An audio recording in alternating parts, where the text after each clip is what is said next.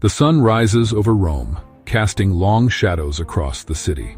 At the heart of it, a vast stone arena stretches toward the sky, its arches echoing the whispers of anticipation. Inside, the crowd presses together, 50,000 strong, a living ocean of excitement and fear. Suddenly a drumbeat thunders from below. Gates shudders. From the labyrinthine tunnels of the Hypogeum, gladiators emerge, muscles tense, eyes wide, hearts racing. The scent of dust, sweat, and fear fills the air. Lions roar, trumpets scream, and steel meets steel as swords clash. The sunlight catches armor, glinting like fire, while the emperor's eyes sweep the arena, measuring every movement, deciding life or death. This is the Colosseum, not just stone and sand, but the stage where humanity's greatest dramas played out, where courage, brutality, and spectacle collided in a roar that could shake the empire itself. It is Rome's greatest arena of spectacle, power, and death. But behind these walls lies a story of ambition, politics, and secrets that centuries have tried to bury. The story begins in 64 AD. Rome burned. Flames devoured streets, homes, and temples. Amidst the chaos, Emperor Nero built his Domus Aurea, a palace of gold and marble, featuring artificial lakes and gardens that stretched for kilometers. The people despised it. Nero appeared more concerned with luxury than with their lives. When Nero died, the Flavian dynasty took over. Emperor Vespasian had a daring vision: drain Nero's lake, erase his memory, and create a spectacle for the people. Not a palace, but a monument beyond imagination: the Colosseum. Construction began in 72 AD. Tens of thousands of laborers, including prisoners of war from Judea, worked tirelessly. 8 years later, the largest amphitheater the world had ever seen rose from the Roman soil, a marvel of engineering and a statement of power.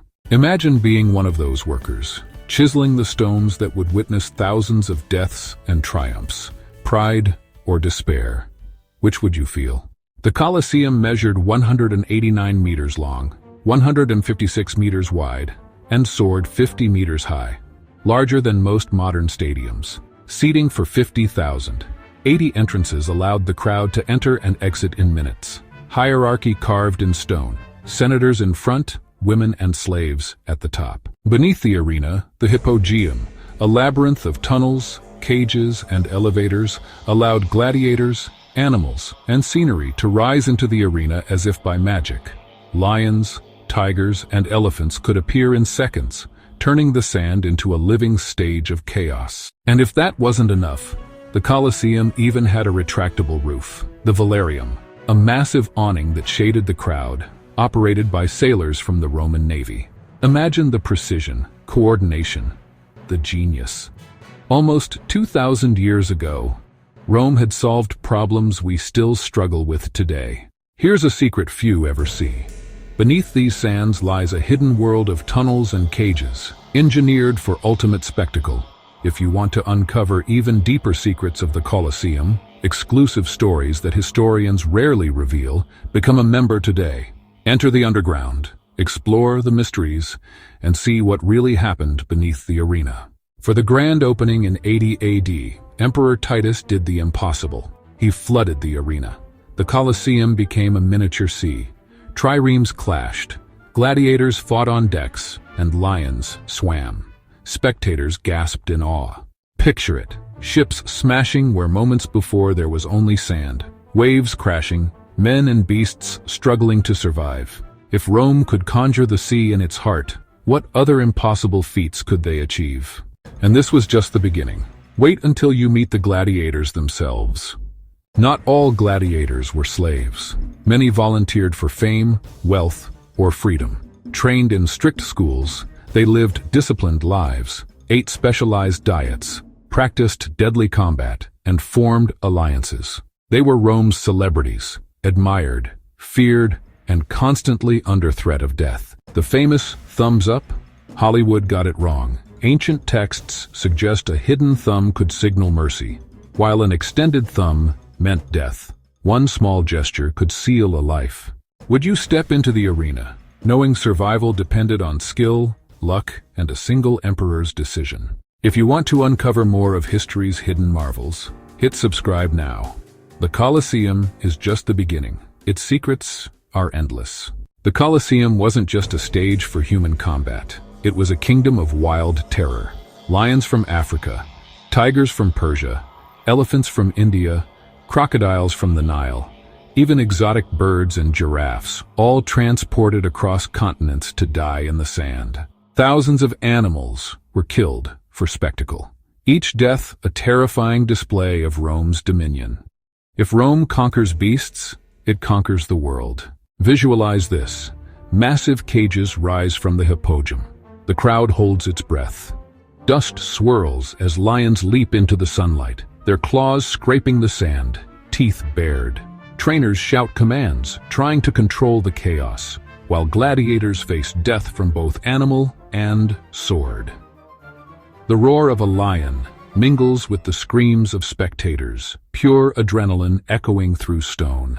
Some historians estimate that during Titus's inaugural games alone, over 9,000 animals were slaughtered. Elephants charged across the arena, crocodiles snapped at men. Exotic birds were released mid-fight, flying over panicked gladiators. The Colosseum had become a theater where life, death, and nature collided in a spectacle no human imagination could surpass. And yet, it was more than just death and terror. Every animal, every roar, every leap from the trapdoor was a carefully orchestrated demonstration of imperial power. Rome wasn't just showing off, they were teaching a lesson. This empire commands life, death, and nature itself. Imagine being a spectator in that crowd. What would you feel as lions roared at your feet and elephants thundered across the sand? Fear, awe, or exhilaration? The Colosseum was not merely an arena. It was a statement written in blood and sand. Every aspect of the Colosseum was a message. Every stone, every arch, every corridor communicated power. Free entry, free food, grand spectacles funded by emperors. Rome reminded its citizens, we provide, we protect, and we control life and death. But the propaganda didn't stop there. The hypogeum, those hidden tunnels and cages beneath the arena, wasn't just for practical use. It was a psychological weapon. Imagine being a gladiator or an animal, waiting in darkness, hearing the crowd above, sensing the roar of lions, and knowing the emperor's gaze could decide your fate. Every element of the Colosseum reinforced the emperor's dominance. And the architecture itself sent a message. The amphitheater towered above the city, visible from miles away, a constant reminder that Rome was eternal and its rulers unchallengeable. The seating arrangement reinforced social order. Senators at the front, elites next, women and slaves at the very top. Every life placed in its assigned rank, literally carved into the stone. Rome understood something timeless. If you can awe, terrify, and entertain a crowd simultaneously, you hold them in your power. The Colosseum was more than a stadium. It was a tool of control. Show shadows moving through the hippodrome, gates opening to release animals and gladiators, sunlight streaking through arches, life and death orchestrated like a grand symphony. Even the mightiest monuments fall. With the decline of the Western Roman Empire, the Colosseum's games ceased. Nature and humans conspired against it. Earthquakes cracked its walls, treasure hunters stripped its marble, and centuries of neglect left scars visible even today. Yet, despite devastation, the Colosseum endured. It became a fortress for medieval families, a quarry for builders seeking stone for palaces and churches, and eventually, a Christian shrine honoring martyrs. Its function shifted from arena of blood to sanctuary of memory. Imagine the centuries passing. Once the roar of tens of thousands, then silence.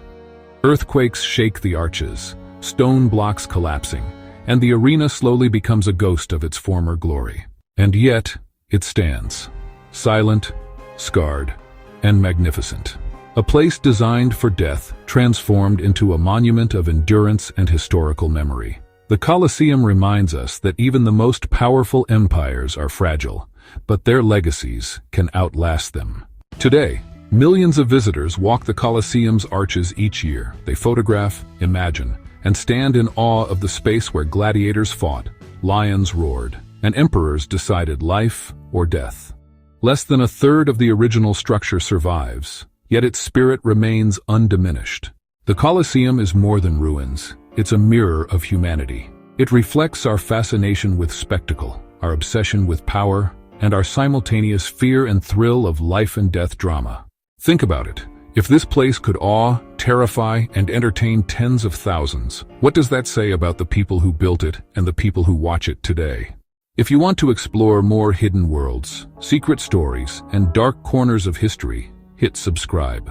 Step into the past, where every stone tells a story waiting to be uncovered, and where the echoes of Rome's greatest spectacle still whisper in the shadows.